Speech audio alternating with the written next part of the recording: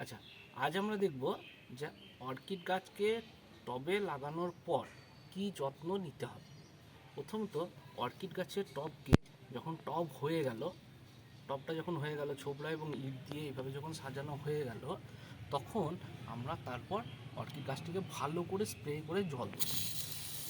এইভাবে স্প্রে করে ভালো করে তাকে আগে জল দেব।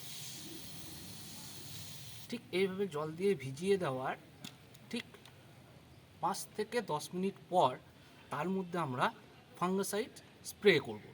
ফাঙ্গিসাইডের স্প্রেটা খুব ভালোভাবে করে দিতে হবে, পাতা ভালো করে এবং গায়ে, সর্বোপরি গোড়াতে খুব ভালো করে ফাঙ্গিসাইড স্প্রে করে দেবে। ফাঙ্গিসাইড হিসেবে আমরা কার্বনজাইম এবং ম্যানকোজেব এই জাতীয় ফাঙ্গিসাইড ব্যবহার করতে পারি।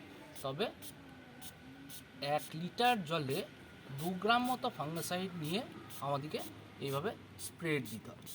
এই স্প্রে করা চলবে সপ্তাহে 1 দিন করে, প্রত্যেক দিন করার না। সপ্তাহে 1 দিন করে আমরা রেগুলার এই স্প্রে গাছটিকে দেবো। কিন্তু ফাঙ্গিসাইড স্প্রে করার আগে গাছে আমরা ভালো করে জল দিয়ে ভিজিয়ে নেব, তারপর আমরা স্প্রে দেবো। এরপর স্প্রে দেওয়ার পর আমরা গাছটিকে কি করব, একটি জল ভর্তি পাত্র নেব, তার উপর একটা টবকে এইভাবে রেখে দেবো। এইভাবে থাকাতে সুবিধা হচ্ছে জলে যে ময়েশ্চার, সেই ময়েশ্চারটা আমার মেনটেন হবে।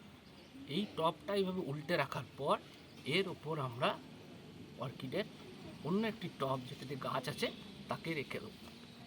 এইভাবে গাছ রাখলে গাছের ময়েশ্চারের মেনটেন্সটা ভালোভাবে হবে।